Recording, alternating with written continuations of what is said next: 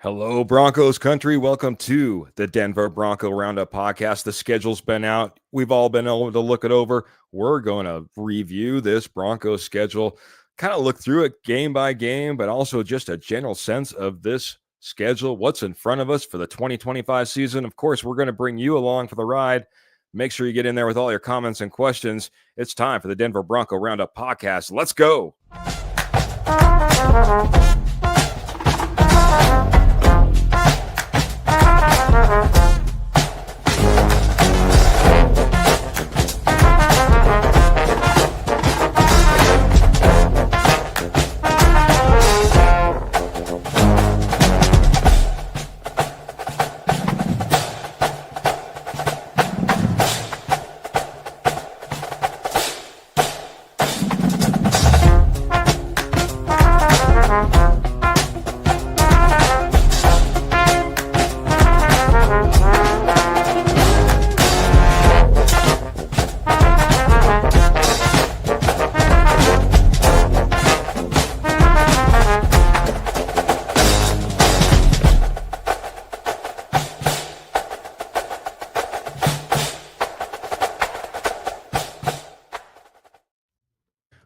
Well, welcome in. It's a Friday night. It's the Denver Bronco Roundup podcast. We're brought to you by Rocky Mountain Sports Network. Our sponsor is the amazing Morgan Trinkets. My name is Keith Brugman.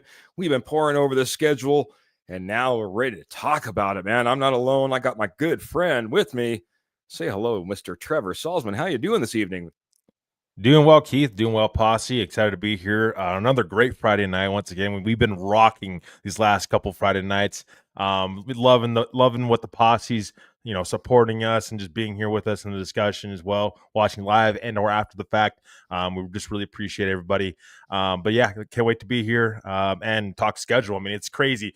Just a few weeks ago, we were talking NFL draft. Now we're talking about schedule and what possibly could be coming up for the Broncos ahead. Yeah, man, it's never ends. There is no off season. We always talk about the slow times. Supposedly they're just around the corner, Trevor. Every time I think it's a slow time, it's never a slow time.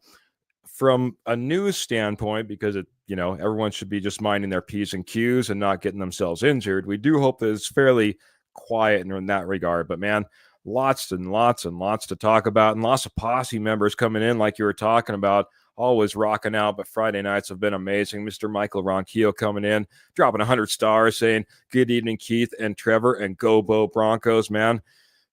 By the way, huge streak for Michael Ronquillo supporting us. I commented on it earlier on Facebook. Thank you so much, Michael. We appreciate all the support, man. We appreciate you, just helping us out every step along the way, man. You've been here for us, man. Absolutely, Michael, and just thank you for just being, again, part of us since, honestly, they're almost close to day one for me anyways. Just really appreciate Ronk, and he's an amazing part of our community, and can't thank you enough, Mr. Michael Ronquillo. You're just a truly amazing person. Paul's coming in. He's driving in traffic. I told him to be safe, but he is coming in and saying howdy. He said he might have some misspellings. I just want you to be safe. Just don't text and drive, my friend. Make sure you're doing all the right things out there. Just saw an accident on the way home today. Don't want any of my posse members, friends, family members, co-hosts, anything like that to be out there texting and driving. Not good. Don't do that, okay? Miss Pearl's coming in and saying hello. And Mr. Ernie May is coming in and saying, go Broncos country only. Bo Nix for 6. All 17 games are winnable. Believe in our Broncos. Hello, Keith and Trevor and Jody and Kenny and the posse as well, man. Lots of good vibes out there from Mr. Ernie Mays welcoming us in, as well as, we'll get into maybe an overall what we think the Broncos can do on this season, maybe at the very end of all this. But Trevor, they are all winnable at this point. That's the mindset that every single player, every single coach, ownership, everything, they're walking into the season saying every single game is winnable, right? Yeah, absolutely. And that's the thing, Keith, and we just talked about this kind of off air here. we don't even know who makes the 53-man roster. I mean, Yeah. there's a lot of, lot to be determined between now and when the first snap of the regular season happens. So a lot to talk about and a lot to still happen. So we're predicting the schedule and trying to kind of see where Denver's at. But at the end of the day, we won't know because we don't really know. I mean, we have a good idea of a good amount of players, starters that will make this roster. But as far as back end of the roster, that's yet to be determined on a lot of these players. But I mean, again, what fun is it? What not fun is it to be able to talk about the schedule right now as we just seen it released this past week? Absolutely, man. And I brought up a different example. I'll bring up maybe a better example. I don't think that at this point last year, any of us expected for Riley Moss to be that guy opposite of Patrick Surtain, take those reins and run with it for how many weeks until I got injured? I mean, literally, he was amazing, but there was questions of who was going to be our corner. We had a Levi Wallace game. Let's all remember this. You know what I mean? It's like it it's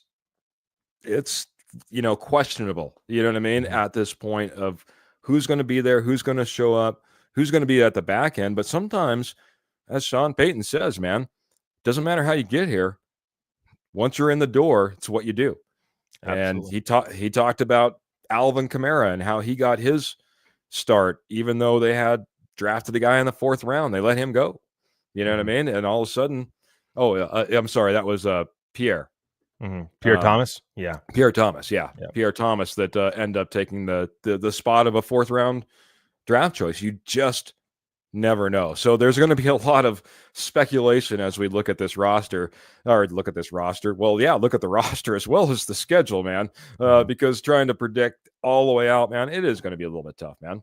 Well, and Keith, we're also seeing contract extensions starting to happen now too. Yeah, that's another thing we're starting to see. We just seen Brock Purdy become the 7th highest paid quarterback in the NFL now, agreeing to a 5-year, $265 million contract. $161 million of that is guaranteed. I mean, this is right around the time where you're going to start seeing some of these contract extensions come into place. We'll be talking about that as well. Alongside minicamp and training camp and whatnot. This is kind of contract extension, season though, as right now we're seeing it full force today with Brock Purdy's extension. Good point. It's not going to be too long. We're going to be talking about a Bo Nix contract maybe in the future here too, Trevor. Yeah. What's that going to look like if things go as planned for Bo Nix and the Denver Broncos? It's amazing to think about. Just to try to think about that number maybe in the future, but we got a couple of years. Our good friend and fellow horseman here, Mr. Kenny Kirkpatrick, saying good evening, fellows. Have a great show. I will watch later, but Broncos 13-4. Why not? And thank you so much, Michael. He's giving a shout out to him as well, Mr. Michael Ronquillo. Yeah, why not? Why not? We'll get our thoughts in as we go through here as well. But Mr. Clayton saying, hey, guys, smash that like and share button. Can't say it enough, man. He's a better promoter than I am.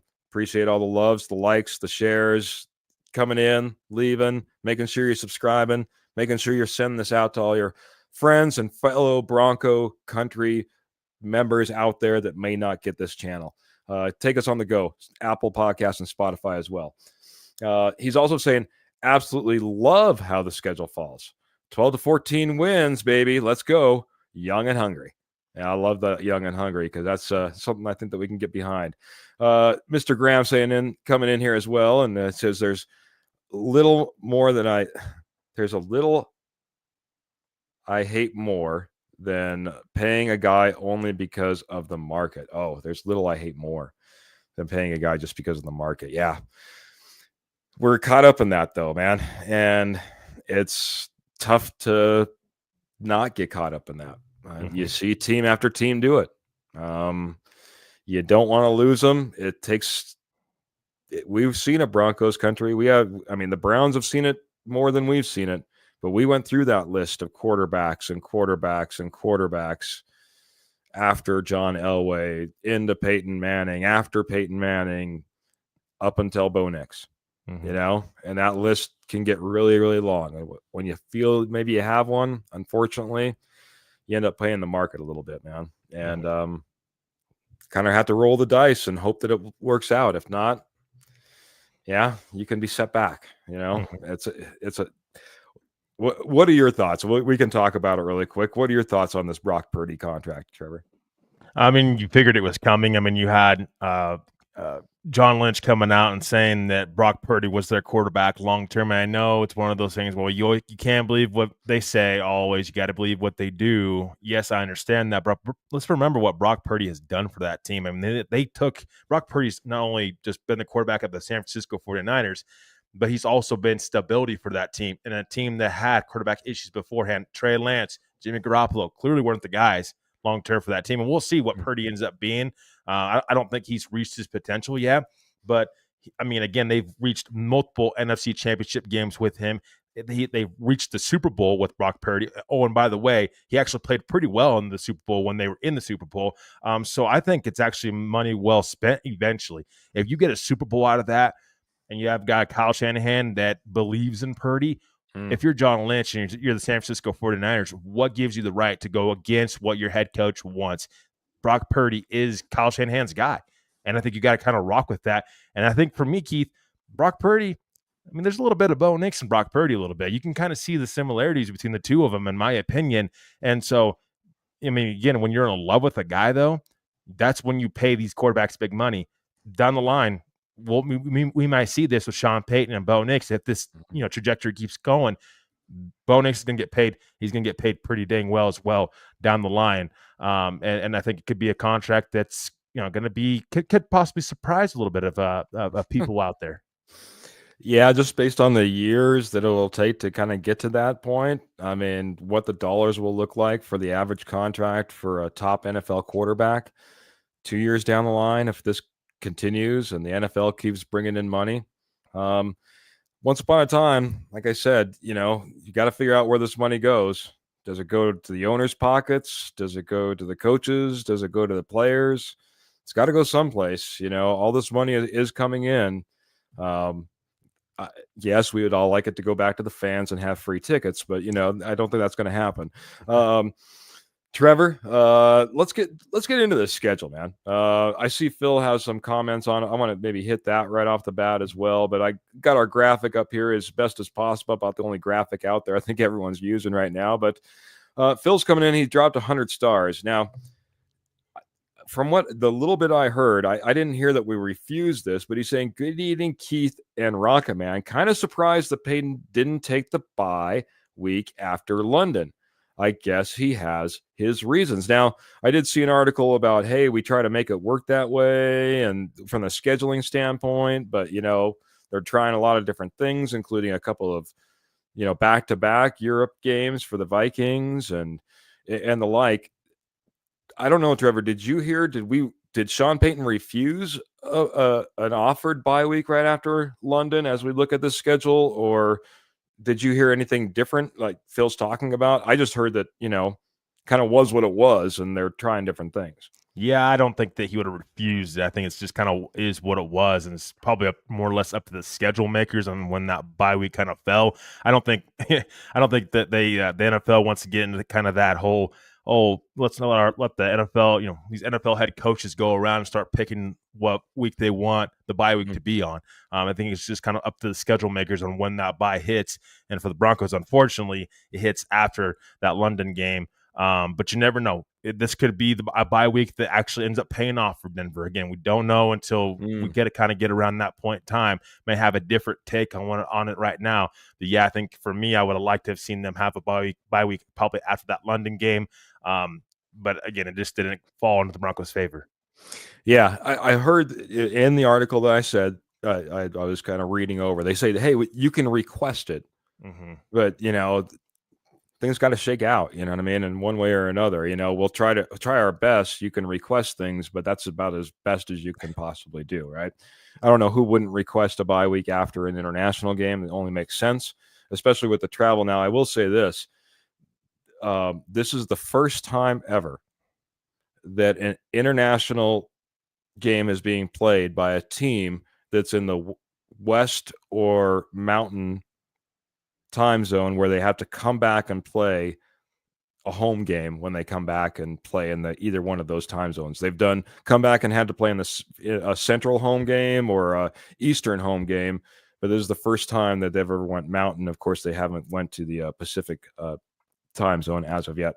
So that this will be a new thing for the Denver Broncos. But let's just jump into this, man. I want to get your first overall impression. I like this schedule. I don't like this schedule, or I'm okay with this schedule. How are you feeling overall if you had to rate it in those three categories?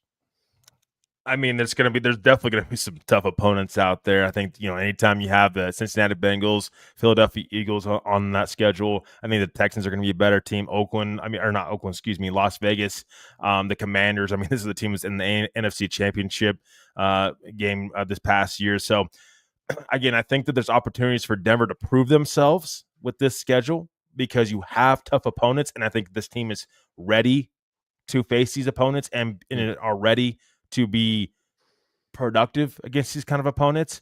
I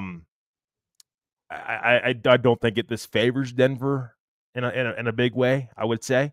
Yeah. I think this is a tough schedule, but I Yes. think that there's a lot to be made of how this team grows over the season. And I think if you're Sean Payton, this is a golden opportunity for you for the Broncos to go out there and prove that, hey, this team is for real. We can beat the Philadelphia Eagles. We can beat the Cincinnati Bengals. You got to go prove yourself. And this is a great schedule to go out there and do that. Well, I will give you that, man. I will give you that. This scheduled from the get, because we kind of knew who the opponents were going to be. So we kind of had an idea of who the opponents were going to be and if they were going to be home or away even before the schedule was released. So from that standpoint, I think you're right, though. I mean, I don't think we took into context enough how much this particular schedule is a prove it type of schedule. Hey, you're going to play up against some big boys. And now we see how it kind of shakes out week to week and how tough it's going to be. I'll be honest, man. I don't like this schedule.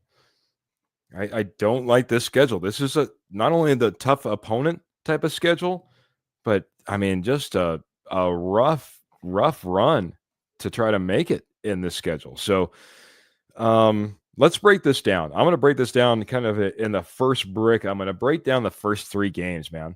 These first three games, I think, almost have their own little entity or their own little space on this schedule. We kick off versus the Titans here at home, Empower Field, Mile High, and then get two more at the Colts and at the Chargers. We can break it down kind of game by game, but really, as a whole, just a nice, good start, in my opinion, to the season. Nothing too scary, nothing that's gonna make you run for the hills right off the bat. Pretty decent start overall to the schedule. Gets tougher after this. Yeah, I think it's a kind of a first three games of the season. Let's get your feet wet and get ready to roll. Kind of first three games of the season, in my opinion. Again, for me, the Chargers would be.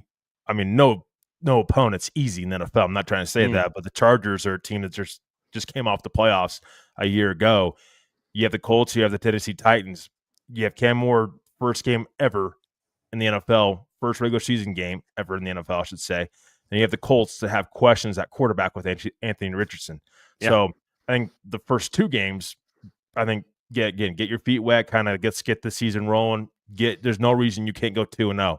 The Chargers, for me, are kind of the first challenge of the season because Harbaugh is going to come ready to play. And that's a team that's going to become ready to play in Los Angeles as well. Yeah, 100%, man. I would not disagree with any part of that synopsis. It feels good. Here's a team, and the Tennessee Titans just got their franchise quarterback. They're all going to be trying to put it all together, but they have to do it on the road. They had to come into Mile High. We're 0-0 at that point. We do not have a loss. We're going to be jacked up and ready to go week one. Not an easy environment for any team to go into, let alone maybe a rookie trying to get his feet underneath him. Like our chances there. And then similarly, like you said, Anthony Richardson, right now, still trying to work his way into the NFL and find his way to be a franchise quarterback. Like our opportunity there, but the Chargers are going to be a different story.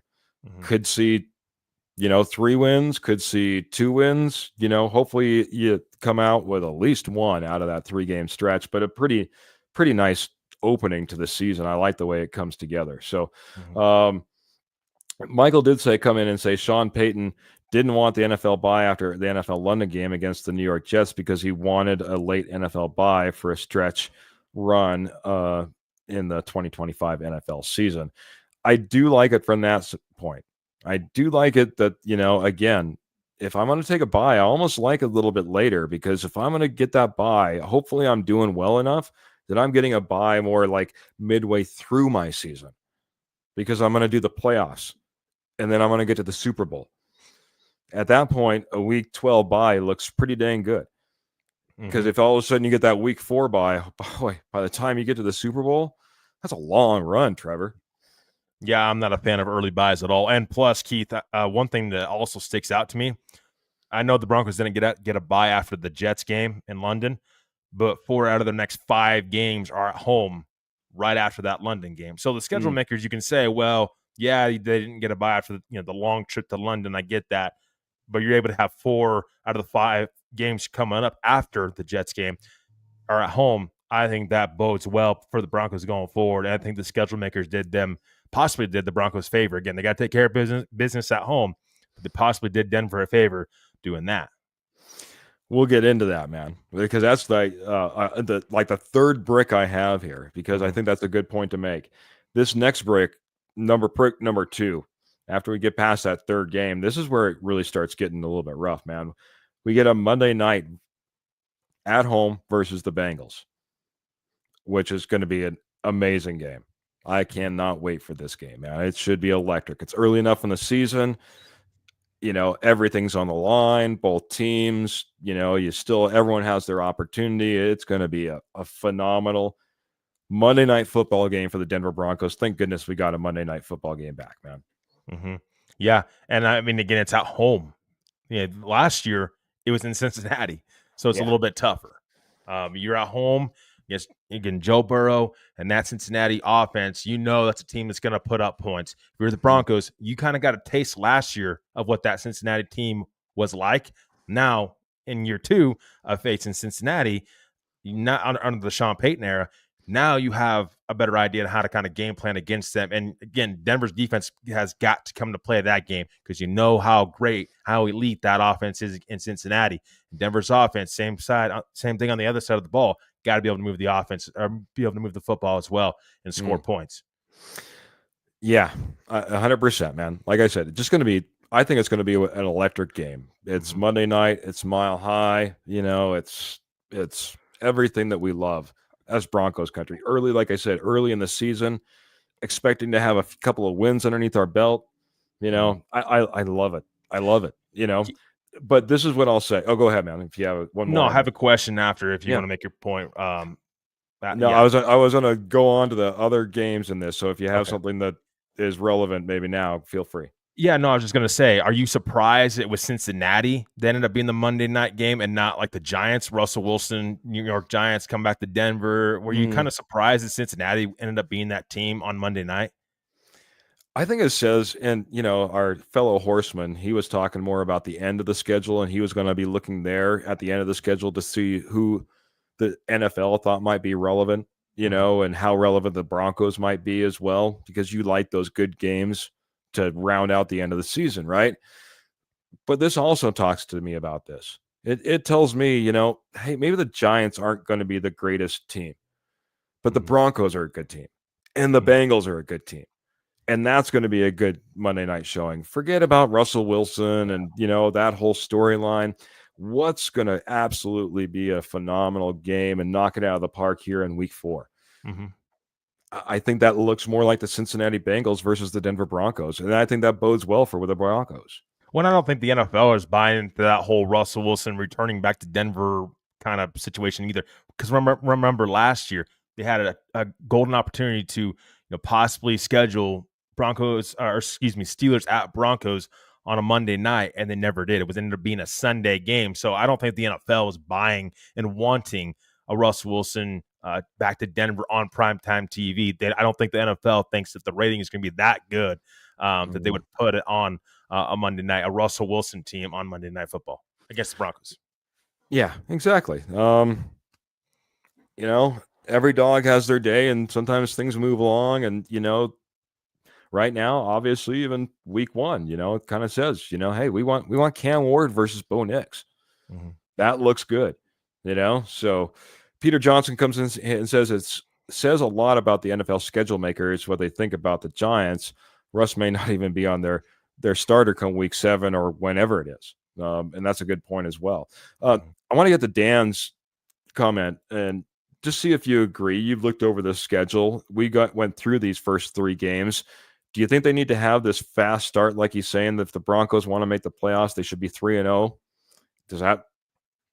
Do you feel like that is kind of almost a necessity the way the rest of this, and we'll continue to break down the rest of the schedule, but the way the rest of it plays out?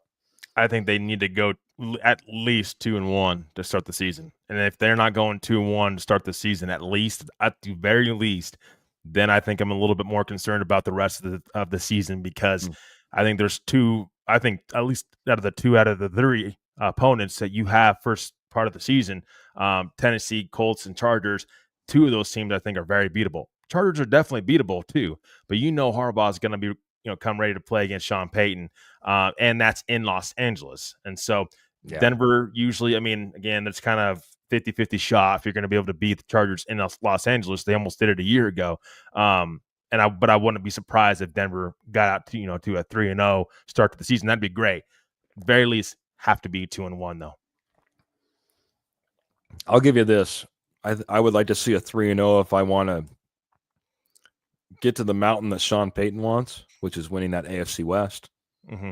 I think if you're talking, hey, we want to win the AFC West, then I think you're talking you need to go that 3-0. Because then the rest of the schedule, like I said, it ends up getting a lot tougher. I want to hit this. Michael Ronquillo's coming in here, says Philadelphia Eagles better not overlook the Broncos, but he's also saying Cincinnati Bengals and Philadelphia Eagles back-to-back NFL games for the Broncos. I'm going to go you one more. I'm just going to run all the way through my little brick here. We go from the Bengals on Monday night, so we get shorted a day, and then we had to go out and see the Eagles, and then we got to get on a plane and probably head out to London directly after that Philadelphia game, the Super Bowl winning Philadelphia Eagles, to go play the Jets. And then we talked about a little bit earlier, get back on the plane, and in 7 days we're playing the Giants at home. That is rough, man. You go from playing the Bengals on Monday night, hopefully we're flying high, but you were flying right into the Eagles' nest on 6 days rather than 7. And then the Jets in London, and then that big long trip all the way back. I don't care if you're gaining time, or jet lag and all that other stuff. You're on planes and planes and planes forever to get back to Denver, and you turn around and play in another game versus the Giants. Talk about just that stretch, man. Yeah, it's a tough stretch, no doubt. And you're, again, on top of the teams you're playing. This is the team that just won the Super Bowl a year ago, and the Philadelphia Eagles, and a team like in Cincinnati, who's we've seen puts up points and puts them up in large numbers. And then traveling on the road, going to all the way to London, coming back home. It's just the travels is definitely going to be challenging this season for the Broncos. And it's something that I think Sean Payton knows that a little bit, has a better idea on how to, and has a pretty good plan. He's talked about it even into the media a little bit as well. It's the plan to travel, and he kind of takes all that into consideration when they travel and having the players take care of their bodies. So I actually think, it's a concern for me, yes, but Sean Payton, I think, is really, really good and manages that really well when it comes to travel and what time they leave and making sure these players get enough rest, from game to game and from place to place. Yeah, it's a rough stretch, man. I look at this as like, one of the tougher stretches that we'll go throughout this entire season. just because of the travel, just because of the lost days, just because of, the opponents, like you said.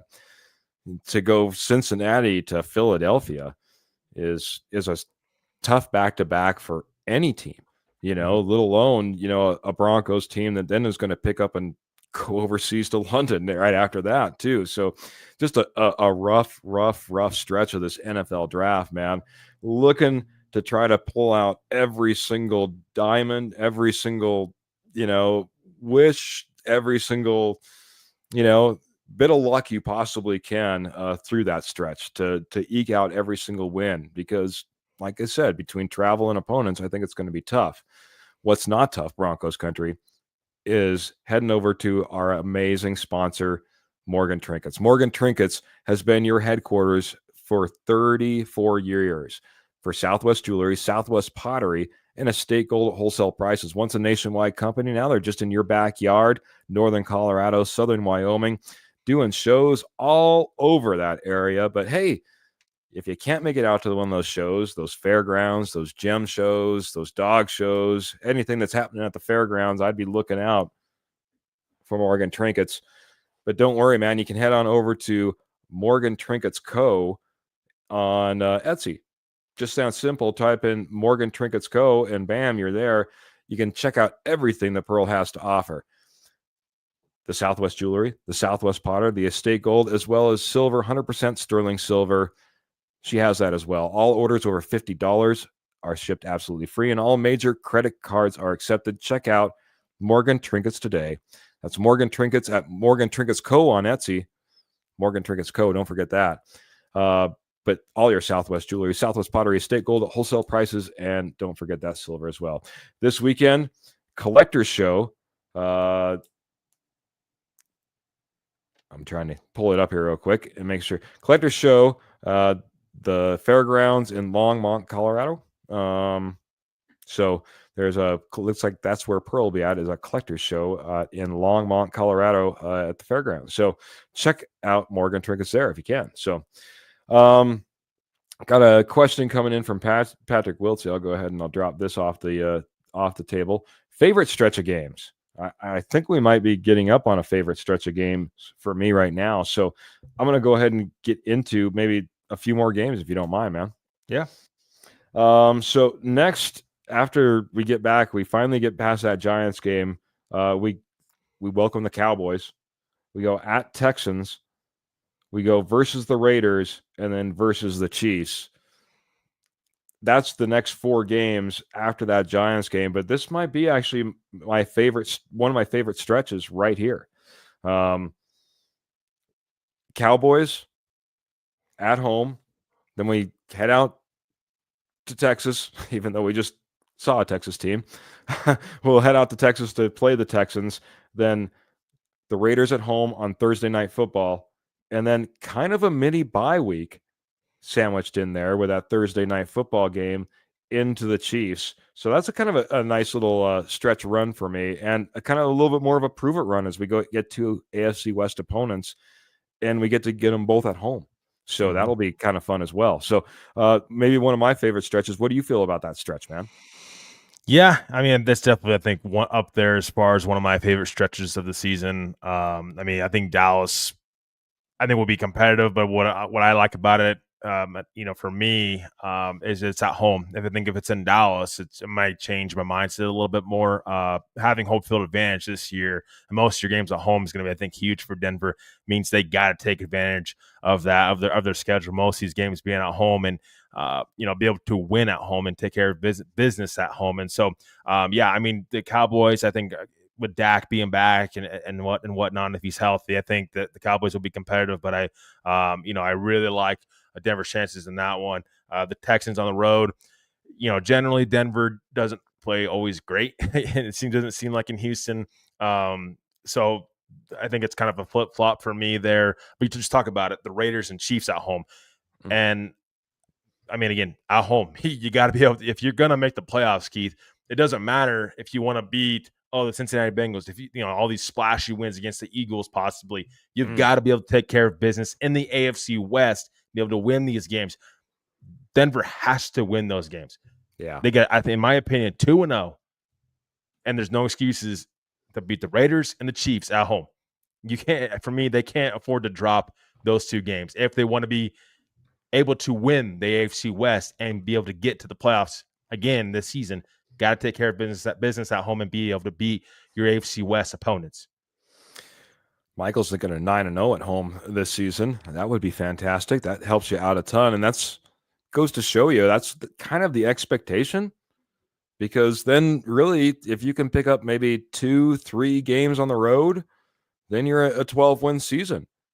But that's still a kind of a big ask, even within that. You're just still talking about picking up 3 wins out of 8 games, almost going 50-50, stealing, half the wins from the home teams that you go out there and you play up against. It's kind of where you need to be. If we're talking about a 13-win season, which a lot of, Broncos country love, might even be predicting, expecting in this next season with Sean Payton and Bo Nix. If you're going to do it, you got to almost go 9-0 and then steal half your games on the road. That's not an easy task, but that's the expectation if you're going to be able to do it. If not, it's even more games on the road that you're going to have to steal. Mm-hmm. It gets even tougher. So, yeah, I'd love to go 9-0. This stretch, though, like for me, again, you're right, man. If we're going to take the AFC West, you got to take care of business at home. You got to get that Raiders game. You got to get that Chiefs game. The one thing I will say, I looked up bye weeks. Guess where the Chiefs get their bye week? Right before we play them. So that mini bye week that we get, they get a full bye week. So they'll have plenty of time to get prepared for us and be plenty healthy. So that is going to be a big, big game. The Raiders, they get theirs in week 8. So, yeah, they'll have theirs somewhat before we made up with them here in week 10. So, yeah, it'll be a big key matchups there. The other ones, like I said, Texans could be a great game. Cowboys are going to be competitive. But this 4-game stretch, all winnable games, could be a 4-0 stretch if we do it right, especially after, what could be a really, really, really tough stretch right before that. This is if you're going to get back on track. It's a back on track right before bye week type of stretch right here. And that's one of the reasons I kind of like it. Mm-hmm. Now, coming out of the bye week, man, we might as well jump into that, man. We get that bye week, week 12. We talked about it, man, a little bit, man. But for me, great time to have a bye week. How do you feel about the bye week overall in this season and having it where it is just in general, kind of later in the year? Yeah, I think I'm fine with the bye. Honestly, like I said, there's people raise concerns. Some fans raise concern of not having the bye after the London game. I understand that, but again, the amount of home games, 4 out of 5, your next 4 out of 5 games are at home right after that that game in London. So you have that bye right after that. And I think it's at a great point. I don't like early buys in the season. And I don't think many coaches probably do. Some teams are going to have them. That's just what it is. But I like it right now. It's kind of that midpoint, maybe a little after midpoint of the season. And at that point where it's like, okay, everybody's got to get healthy and we got to make that push, that playoff push, and be able to win these games down the stretch because you can't afford to fall apart. And what we've seen in some teams in the past, Keith, is they'll have buys early on in the season and then they'll just fall apart and they get off to a strong start of the season. But towards the end, injuries start happening, just not playing good football down the stretch, and you struggle and kind of maybe either limp into the playoffs or you don't make the playoffs at all. And so for Denver, I think this is actually favorable for them having the bye week where they have it at this season. Yeah, and I'll just go back. I'll hit my point. If you weren't in here earlier, you missed it. I just like it because really this should be about the halfway point of your entire season. If you're going to the Super Bowl, by the time you rack up those playoff wins, by the time you get into the Super Bowl and you win that one as well, let's go Broncos country, then that is what it takes, man. A nice late bye week, get yourself about halfway through your overall season, and then you're all set to go. I did want to mention one thing. Sorry for the pause. Week 10 versus the Raiders, that's also a Thursday night football game. So when we talk about some primetime games, we get that Monday night football game, obviously, against the Cincinnati Bengals. We do get a London game at 7:30 in the morning for everyone who's going to be tuning into that. But, an international game, so something a little bit more special than the regular game. We get this Thursday night game against the Raiders, right before we end up going into the Chiefs and then the bye week. And then as soon as we come out, man, we get once again another primetime game, Sunday Night Football. The Commanders at the Commanders, and then we go at the Raiders. Let's just talk about those two right there, and then we'll get into the home games and wrap up the end of the schedule from there. So, Commanders at Raiders. That one Sunday Night Football. Once again, we talked about Monday Night Football. Why they think they want to do it? I think that's another great matchup to come out of the bye. Jaden Daniels, the Commanders. Unfortunately, in Washington, not a home game, but nonetheless, going to be a fantastic matchup. And then get the Raiders right after that. Yeah, and it's been a long time since we've seen the Broncos play on Sunday night. It's been a while. I don't even remember the last time they did play. It's been at least a year. I mean, I wouldn't say a couple seasons now.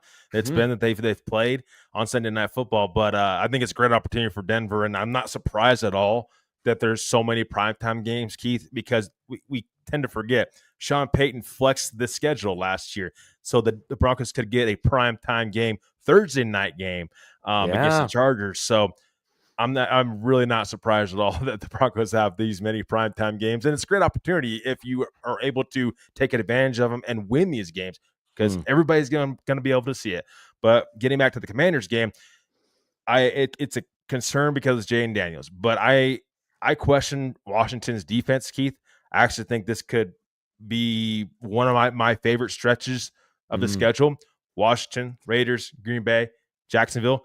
I think all four of those teams are very beatable, and I think Denver's going to have to be able to go, I would say, for me, at least win 3 out of those 4 games, because of how tough that AFC West is going to be and how tight that's going to be. They're going to have to continue to take care of business down the stretch. Starting with the Commanders, you're obviously facing a great young quarterback in Jaden Daniels, and Bo Nix is going to go toe-to-toe with him. I think this is actually a more beatable team than maybe what some think. I still want to see what the Commanders are made of and see if they are indeed as good as they were advertised a year ago going to the NFC Championship game. All right. Well, we got them all on the table now, all the primetime games.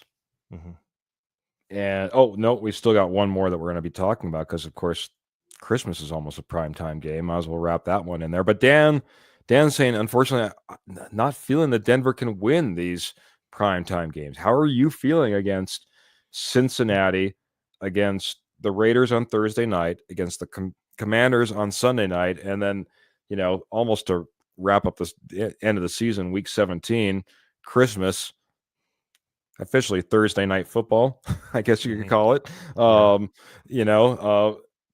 with the Chiefs? How are you feeling against those 4 games? I think they're winnable games. I think I disagree a little bit with Dan here. I think they're winnable games. I think Cincinnati at home in Denver, I think that's going to be a tough matchup for Joe Burrow on that offense. I mean, you know how loud Empower Field can get. You know that defense is going to come ready to play. I think that home field advantage comes into play when you're playing a team like Cincinnati. I wouldn't be surprised at all if Denver was able to take that game and be able to beat a team like Cincinnati. And the Raiders are going to be tougher this year, Keith, and this is why I say the AFC West is going to be a lot tighter this year. Pete Carroll himself as a head coach raises that floor of that Raiders team. Got Geno Smith, got Ashton Jeanty, Brock Bowers. That team is going to be able to produce. Denver's just got to counteract that and be even better. And so I think it's still a winnable game against the Raiders. The Chiefs, we'll see. Denver doesn't seem like the past couple years, or at least when they've played on Christmas, that they've played too well on Christmas or even Christmas Eve. So we'll see how that kind of goes. But it's towards the end of the season. I wonder if the Chiefs would possibly, maybe they are sitting their starters at that point in time, week 17. If the AFC West is not gone into a direction where we would want it, of course, and most fans would want it, where the Chiefs are just running away with the AFC West. But I think actually these primetime games, just in general, are very winnable for the Broncos. They just got to go out there and prove it. Just like we said earlier, this is a prove it's kind of schedule. Got to go out there and prove all those naysayers wrong. Yeah, I agree. I agree. I'm going to go the flip side. Let's say the Broncos are sitting their starters in week 17. There you go. Wouldn't that be a nice little situation? Wouldn't that be a nice little turnabout and play? A little it would just be so iconic and epic to be like, oh, we're sitting our starters. Chiefs, if you want to go out there and play our backups, that's fine. Gosh, that would be so much redemption and being able to do that on Christmas. It would be so great for our starters to be able to sit on the sidelines on Christmas, enjoy the game.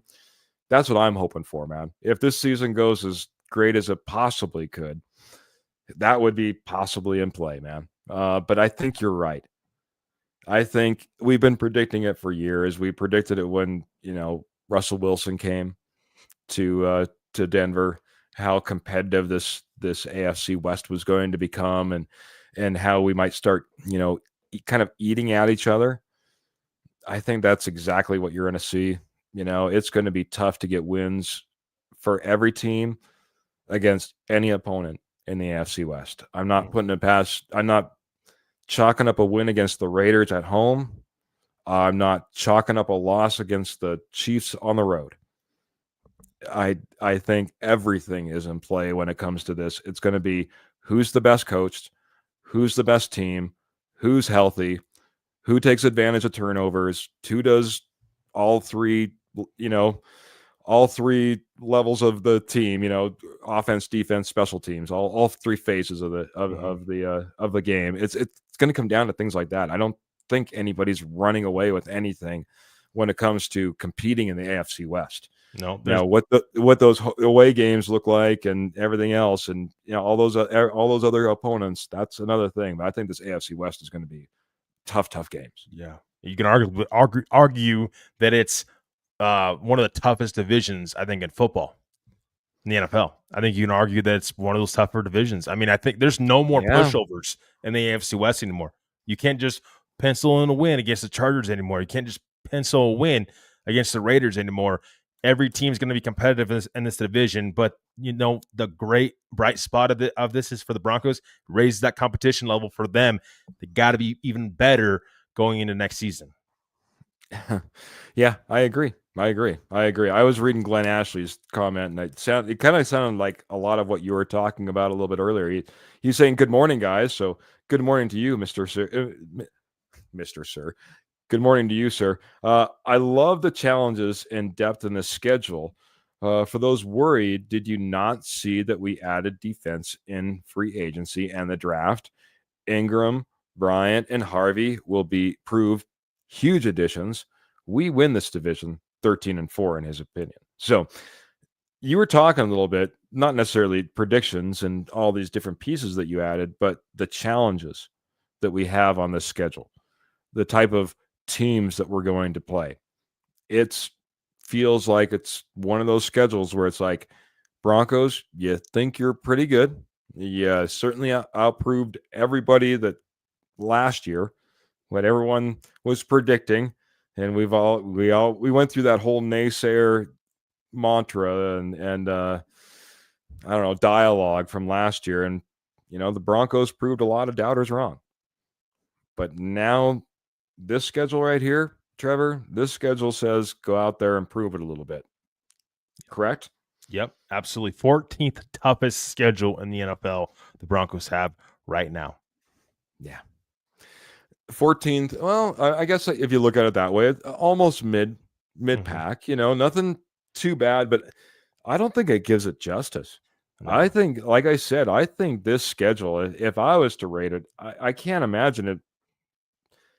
Again, some of these stretches that you go on, with the big travel and no bye week right after London and the expectations there. And yeah, like you said, you get 4 out of 5 at home after that. But you're in one of the tougher divisions, and 2 of those games are against your AFC West opponents. Don't get me wrong, they're at home, but the Chiefs are no joke. I don't expect the Raiders to be rollovers this year. So, and these are games that you have to win if you're going to be competing, like you said, in this, not only in the AFC West, but just in your run towards the playoffs. So it's prove it week after week after week after week. Outside of maybe feeling pretty good after the first 3 games, if you come out of there possibly 3-0. I mean, if you take care of business on the road versus the Chargers and come out of there 3-0 to start the season, maybe you're feeling pretty good, but it gets pretty dang rough after that. Yeah. Well, and you know what? It also screams to me, Keith. Looking at the schedule, 9 of your 17 games are at home. You've got to be able to take advantage of your home field advantage, and you have to win at home. There's no more excuses of, oh, we dropped this game against the Raiders and whatnot. I mean, you've got to be able to win at home if you're going to be successful in the NFL. Period. And this schedule screams that 8 games on the road, 9 games at home. Have to be able to win at home. The schedule makers actually kind of done you a favor since you have more home games and more opportunities, of course, for the fans to come see this team play. You got to go out there and perform, though, or it doesn't really mean a whole lot. Yeah, 100%, man. It's going to go one way or the other. We do get the international game and the long travel and the whole 9 yards, but on the flip side, we get 9 home games versus 8 home games. Well, that's what we had last year was the 8 home games, and I think it was the year before that we had 8 home games, if I remember correctly. First 2 seasons with 17 games. Is that right? I don't know.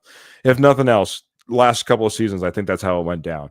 And now to be on the other side of that, like you said, gives you the opportunity, take care of business at home.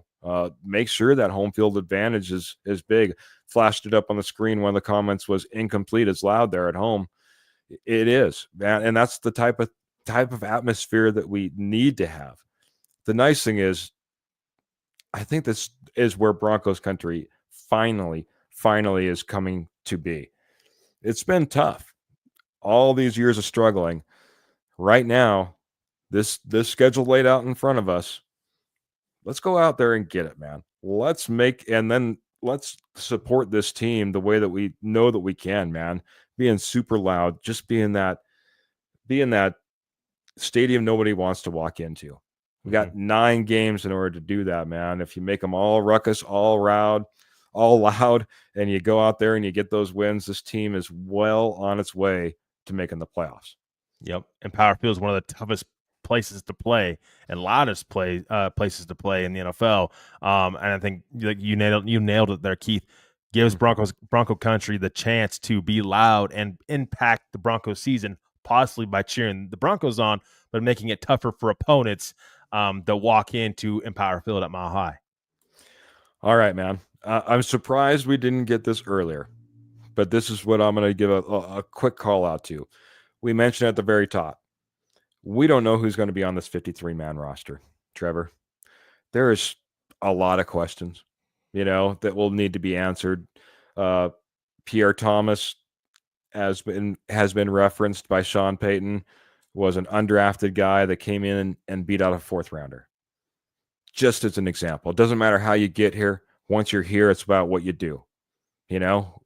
We might be talking to a Super Bowl winner that was a 7th round draft pick here in the near future. It's not about how you get here. It's what you do once you get your foot in the door. We don't know who's going to be starting with the 53. We don't know what free agents might still be coming through the doors as cuts start coming down all the way across the league. There is a lot. There's been rumors of still maybe a trade in the works with the Broncos for an unhappy defensive lineman for another team. Who knows? There's a lot of questions, man. But this is the question I have for the posse. If you had to put a win-loss prediction on this Denver Broncos team as it stands, as it sits right now, and me and Trevor, we're going to go through this exercise that means, quite honestly, absolutely nothing, because by the time we get around to the end of training camp and the end of all the cut downs, and we're just about ready to get into the season, that's when we'll have a true prediction. But I want to get a feel if you think this is going to be a 6-win team, an 8-win team, a 10-win team, a 12-win team? Is this a 14-0 Ernie Mays? Is this a 17-0 football team? That's what I want to hear from everybody. I'm going to start with you, though, Trevor, man. As you look over the schedule, and we've talked about how these games have chunked out and they're tough stretches and good stretches, and nice to have a bunch of games at home, nice to go up against your AFC West opponents. How do you feel about how this schedule shakes out? And I guess we kind of missed out. The Chargers will be determined as we face them at home in week 17. I kind of left them out of the whole mix. I didn't realize that until right now. But all that put together, man, how do you feel about this team? Yeah, I think for me, I think we're talking probably 10-11 win team, if we're being realistic right now. I think a lot of it's going to have to go Denver's way as well. And I say that like Dre Greenlaw needs to be healthy. Evan Ingram needs to be healthy. You got to have a better running game than you had a year ago. Bo Nix has got to be able to continue to take steps forward. And we got to make sure that, hey, he's not going to be in a sophomore slump like a guy like CJ Stroud just did last season. But I still think you're talking 10-11 wins this year. Tough AFC West, like you said. So you're not. I mean, I don't think we're going to see a team just kind of roll through the AFC West and be able to be that team that's above and beyond everybody else. I think the Chiefs being able to take the AFC West easy no longer is the case anymore. When you're seeing the Chargers, the Broncos, and the Raiders continue to get better as teams. But for me, Keith, 10-11 wins as of right now. I think that's where we see the Broncos. I think that schedule's going to be tough. It's going to have its tough stretches. But I think if this team truly is a Super Bowl contender or a playoff contender, you got to be able to prove it kind of schedule, everything I'm seeing right now, and got to be able to take advantage of having more home games this season than you have had in a long time. 100%. Prove it schedule. Michael's coming in, the Ronk coming in here, agreeing basically with what you're saying. He's saying 11 wins, 6 losses for the Broncos. That's kind of his way too early prediction for him. Ernie Mays surprised me when he said 13-4. Like that prediction and beyond. Yes, 17-0. But yeah, coming down to a little bit of reality, 13-4 sounds. I like that prediction, Ernie. It's not necessarily where I'll put the team right now in my way too early prediction. I did go through it. I told Trevor he didn't need to go through the exercise of trying to predict win losses all the way throughout this schedule. I look at this as basically a 10-win team. If I had to way too early predict, I had it rated as a 10-win team. There is some tough stretches in here. There is opportunity to win more games. There's opportunity to lose more games. But this is a prove it type of schedule, and to come out with a 10-7, record on a schedule like this, I think that's a pretty big win, to be honest. Overall, you're excited about what this Denver Broncos team has done, has accomplished, and what the future looks like at 10-7. You might be crossing some fingers for some playoffs still at that point. But I think because of your strength of schedule, maybe because of the wins that you have, maybe you end up getting in as well. 11-6 from Paul, 14-3 for the ceiling. So the floor is 11-6 for him. Man, small little gap there, Paul. But I like the way you're thinking, man. I think the Broncos have a fantastic shot at what they're going to be able to do this season. Man, it's been a great show, man. This is a schedule that's, like I said, I don't necessarily like. I can't necessarily say this is going to be a cakewalk for the Denver Broncos right into the playoffs here. It's tough because the opponents are the opponents, so sometimes, and you're going to have stretches and you're going to have bye weeks where they're at, and you're maybe going to get that international game, and you're going to have short weeks because you're featured on primetime games. I guess it all comes with the territory, but it's not the easiest schedule, just like I said, to cakewalk through. That's kind of my wrap up on this, but we need to get some wrap up on some thoughts as we get out of here as well, man. Yeah, I mean, and we just, I don't know if we touched on Green Bay and Jacksonville, but those, I mean, are no pushover games either. Jacksonville obviously hiring their new head coach, Liam Cohen, trading up, making a big trade up for Travis Hunter. Trevor Lawrence, I think, will be better under Liam Cohen. But I mean, again, I mean, if you're Denver, see, Keith, I'm more leaning towards 10-7, I think, as of right now, more than 11-6. But here's my thing: 10-7, and Bo Nix is continuing to make strides in the right direction. 10-7, and this team continues to make strides in the right direction, and everybody's healthy, or for the most part, healthy at the end of the season. I want to see that because I think it don't matter. I mean, it matters to a point, of course, because you want to get to the playoffs. But your record is your record, and you can limp into the playoffs, or you can absolutely sweep the season away and just be far and few in between the best team in your division. But as long as you make it into the playoffs, you're giving yourselves a chance. If this team is 10-7 and making strides in the right direction, they're giving themselves a chance to win playoff games going forward. They have that playoff experience this past year. That's why it was so important that this team made the playoffs. A big reason of that. They got that playoff experience. Bo Nix got that valuable playoff experience. Now he can take that with him and learn going forward. And I think that in itself is something Broncos country can hang their hat on going forward. If this team is still 10-7 and indeed gets to that point this season again, don't be discouraged because there's a lot that can go into it going into the playoffs and making a deep playoff run going into next season. Yeah, I agree, man, because I was thinking about this comment that Michael dropped, and he dropped some stars with it too. Bo Nix will have a chip on his shoulder. I don't think he liked leaving the playoffs the way he did. I think he does feel like he has some unfinished business to get taken care of. That Buffalo Bills game didn't go the way they wanted at all. Let's face it, Broncos country. It was good early. We kept it kind of in range, and then it just got blown out of the way. And you can say the defense was to blame, but the offense didn't put the points up in order to compete either. I think Bo Nix wants to go out there and he wants to prove it. I think there will be a little bit of a chip on his shoulder come this next season.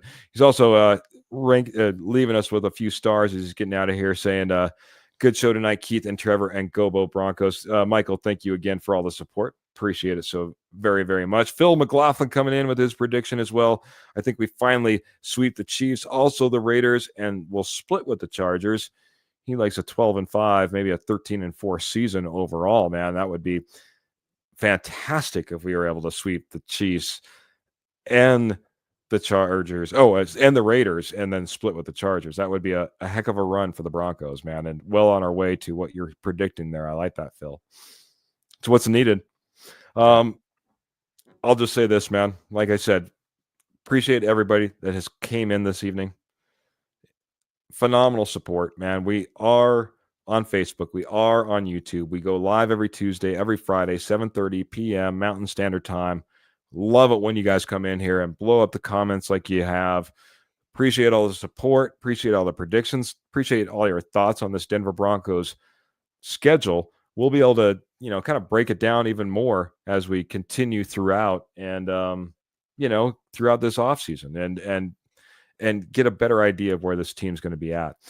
We're on Apple Podcasts. We're on Spotify. Take us on the road. We'd love to have you there as well, man. But like I said, appreciate everyone. But fantastic Friday nights. We always have amazing Friday nights with y'all. You guys rocked it tonight.